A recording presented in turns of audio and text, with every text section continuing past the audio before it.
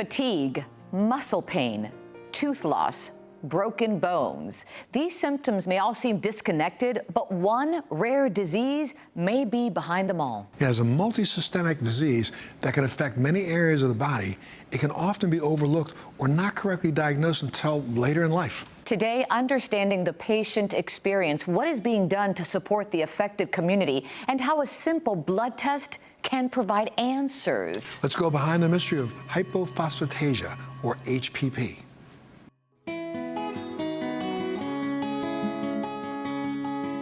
I was diagnosed with hypophosphatasia before I was 2 years old. Luckily, it was caught early because that's not always the case. So growing up, HPP affected my bones, my muscles, my teeth. I had impaired kidney function. It was still good even though I had all these medical problems. So when I turned 18, I aged out of the children's hospital, and they told us that since I was done growing, it was a pediatric disease, it really wouldn't affect me later in life. Later in my late 20s, I started getting symptoms, and they were always diagnosed as something else or brushed off as something else. I had no idea what I was experiencing was HPP. It took almost 20 years to get re-diagnosed as an adult.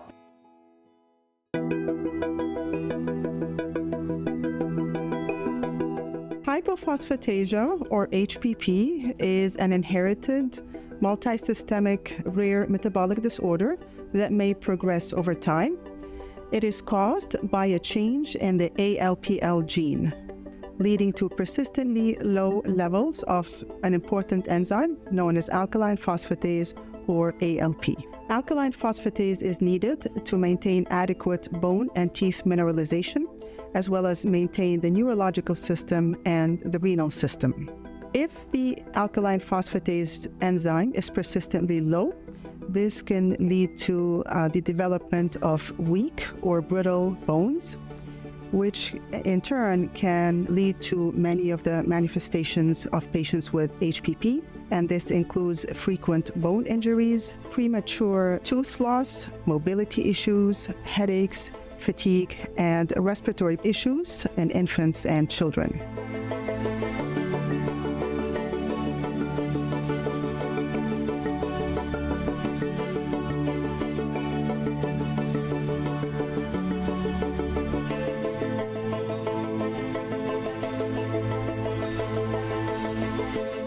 Even though HPP is an inherited disorder, genetic testing is not required for the diagnosis of HPP. It can be made by persistently low levels of ALP in addition to one or more symptoms.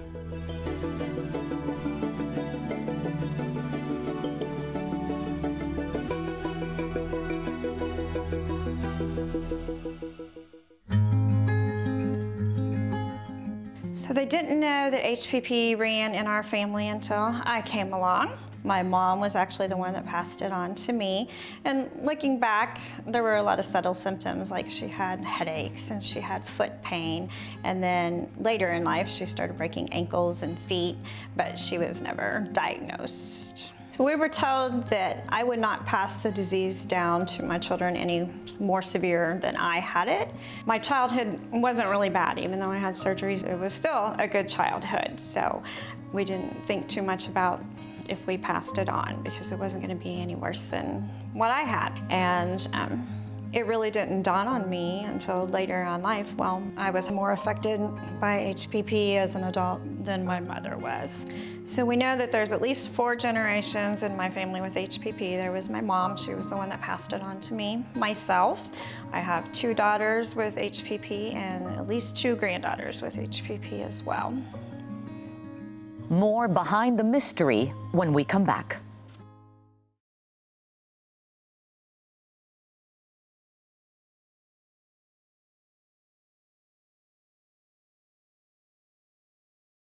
Welcome back to Behind the Mystery of HPP.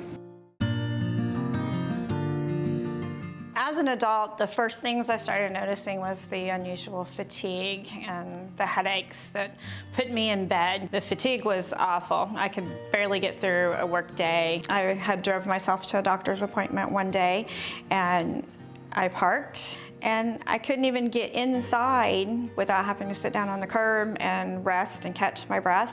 I had a real problem with brain fog and confusion. I was driving home, roads I'd been driving since I had my permit, and I was totally lost. I really lost my independence after that. In my mid-20s or so, when the headaches and the fatigue really hit hard, I really didn't know what to think because the doctor was telling me, well, you're having chronic sinus infections, quit being super mom, and here I was going through all these things, and it really wasn't at the top of my mind because I was told HPP would not affect me as an adult. HPP is not limited to broken bones. As a multisystemic condition, it can affect many areas of the body. Patients with hypophosphatasia may experience a wide range of unexplained and debilitating symptoms that result in a frustrating journey to find relief. Because HPP can impact a person throughout their lifetime, symptoms can change as the person gets older and can present differently during the different life stages. These clinical manifestations can change and accumulate, reflecting disease evolution and progression over time. So the manifestation of HPP largely depends on the age group we are talking about. Symptoms most common in infants and children are early closure of the skull plates, abnormal head shape, and seizures. And then we have symptoms such as fatigue, headaches, depression, sleep disturbances, and vertigo. Effects on the teeth can be painless early loss of baby or adult teeth with the root intact and receding gums. Underdeveloped ribs and breathing complications are most common in infants and children. These patients may also be at an increased risk for pneumonia. Kidneys are impacted from calcium buildup and can result in kidney stones or kidney disease. Skeletal effects can show as weak or brittle bones, rickets in children, frequent fractures occurring in the thighs, feet, toes, bowed legs or knock knees, poorly healing bone injuries, as well as persistent bone pain. Joint and muscles will manifest as muscle weakness, persistent muscle and joint pain, pseudogout, impaired mobility, and/or the need for mobility aid. HPP can be a progressive disease. Symptoms such as recurrent fractures, pain, weakness, and fatigue can get worse over a person's life. So I did have a lot of health issues in my early 40s, and everything was dismissed or brushed off to be something else. I went back to my primary care doctor to try and get some answers and figure things out. When I got my lab reports, he had actually circled my low ALP. He even told me if he didn't know any better, he would think I had a metabolic disorder. And I put hypophosphatasia on every new patient form that I filled out, and I wish the doctors had been more aware of HPP. They could have seen the signs, and things really came to a head. Symptoms were getting worse, mobility was getting less. I got to the point that I was pretty much bedridden and scooter bound. I believe that. I heard it. My husband has been a huge support through all of this. I wouldn't be where I am today if I didn't have that support system. So after many years, I was really determined to figure out what was wrong because it was obvious that it was something that was happening within the family. All right, Kayla, you said 2 500s coming in, huh? I want my kids and my grandkids to have the answers that they need. I wasn't going to stop until I got some answers.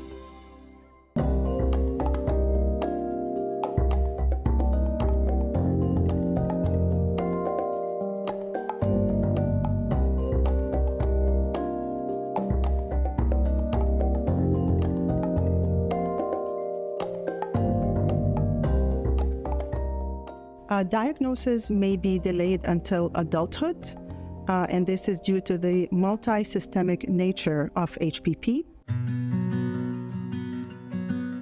So finally, my doctor sent me to an endocrinologist with a chronic fatigue syndrome diagnosis, and just luckily, he had heard of hypophosphatasia. And it's like, finally, a doctor knew what was wrong with me. It was a relief to finally have a concrete answer. So I came home from that doctor's appointment and started doing research, and I came across soft bones, and they spent so much time talking to me, putting the pieces together, and then I knew what I needed to do from there. I needed to find another doctor so we could figure out what we do now. What does this mean for my kids and my grandkids? After I started feeling better from managing my symptoms and my disease a little bit better, I decided I wanted to give back and help other people as well. So I started volunteering for Soft Bones. I helped with their online support group, answering people's questions. I just kind of rolled into actually working very part-time for Soft Bones. In 2015, we were able to go to our first national patient meeting with Soft Bones, and just having that empathy all around you, people that understand, you can't even explain how it feels.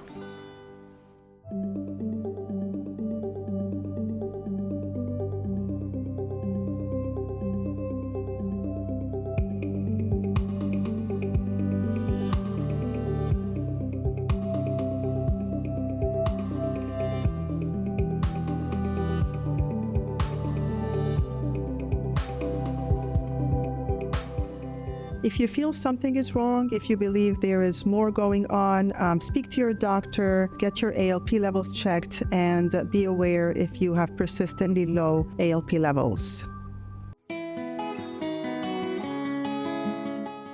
I think that whenever you have a rare disease, there are situations where patients feel like they're the only one in the world that has this disease. When Cannon, my son, was diagnosed, I just wanted to talk to another parent, talk to somebody who had the disease, to know that there was hope. There was no advocacy group to help forge those connections between patients. So that's really the energy and passion behind starting Soft Bones, was to create those connections. When your passion and purpose in life intersect, magic happens. Helping to educate the community about this rare disease, it really gave me purpose in my life. It allowed me to tell those stories about HPP and find those patients and tell their stories as well. When we come back, Deb will be in studio for an exclusive interview with Alexion Pharmaceuticals.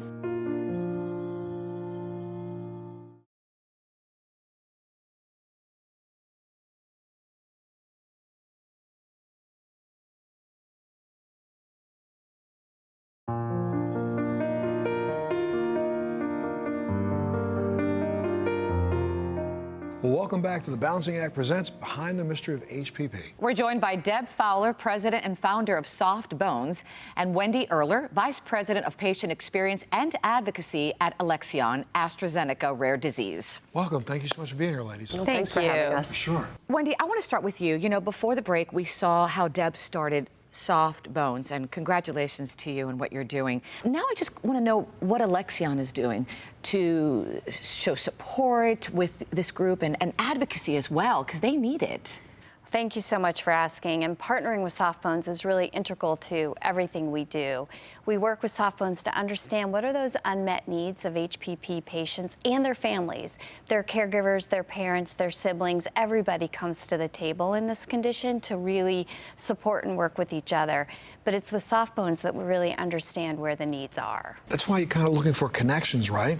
And that's what helped build the framework of Soft Bones, right? Exactly. I mean, connecting is a theme, whether we're connecting, working with Wendy and her team at Alexion, or we're connecting with patients to help them feel less alone in their disease journeys. And so when we started Soft Bones, we wanted to connect patients with hypophosphatasia from around the world and bring them together so they could have those conversations, and we could really see where the gaps were in care and work together to advocate for a better future. And so we bring together patients at our national patient meeting. We have hundreds of people who come together, and it's magical to see the two patients. They lock eyes. They just know. They know what it's like. They have that shared experience. We have regional meetings for people who aren't able to get there to help them to have that connection, share those stories, and feel less alone. And I think that's so important because, as you know, my brother had a rare disease and I felt so alone. I spoke to you about it. And when people were able to relate with me, Absolutely. It was almost like a turning point. Like, oh my gosh, there's somebody out there. So this partnership is really pivotal. I want to ask both of you this question. What have you taken away from this partnership?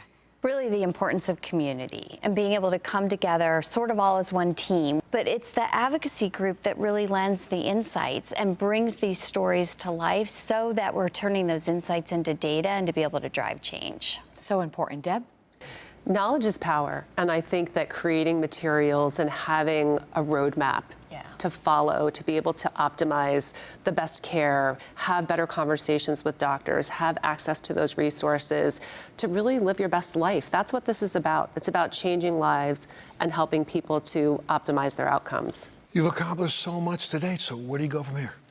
Well, we're really excited. There's a lot of hope for the future. And one of the areas that we've understood working with Softbones is there's a real need for adults in the HPP community who've often had lifelong symptoms but took so long to be diagnosed. So we're working on projects in that area together. And with such a strong foundation, I think working together to find more patients, there's still a lot of patients out there that go years, decades, who haven't been diagnosed. So a lot of these patients, their symptoms may not be the same, so diagnosis is so challenging. So there's still a lot of work for us to be done. Connecting with them, giving them those resources, and helping them to have better futures and hope for the future ahead.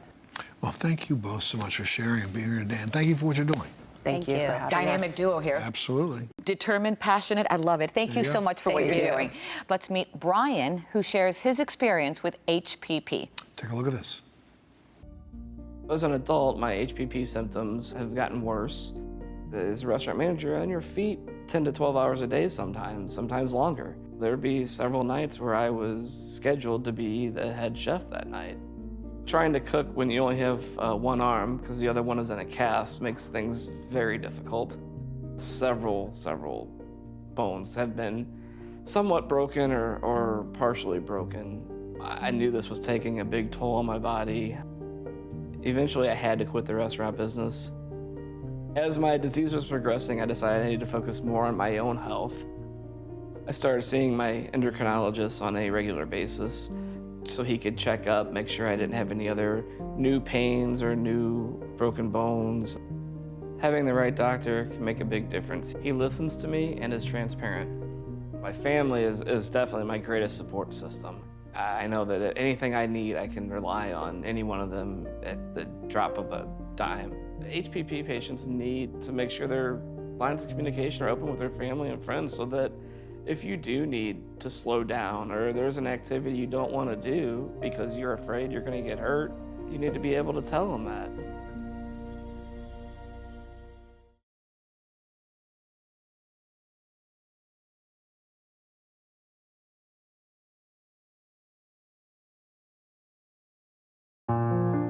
Welcome back to Behind the Mystery of HPP. Medical management options for HPP exist, such as prescription medications. You should reach out to your healthcare providers to learn more. Supportive therapy is also important. Things like physical therapy, treatment for broken bones as they happen, regular dental monitoring, as well as follow-up for any complications as they arise.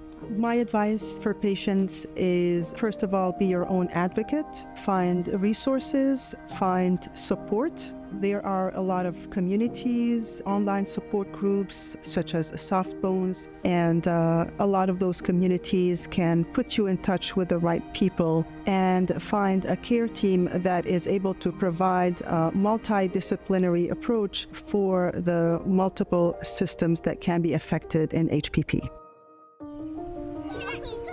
My best advice is to anybody that is looking for answers to their medical problems is don't stop looking. Advocate for yourself. If your doctor's not listening, they're not working with you, find another doctor. If you do have hypophosphatasia, you are not alone. Get on the internet, find the patient support groups. give us a call. We're here to help. Well, thanks so much for joining us today on The Balancing Act Presents Behind the Mystery of HPP. And for resources and support, go to hypophosphatasia.com and softbones.org. And of course, as always, you can go to our website, thebalancingact.com, for much more. We'll see you next time.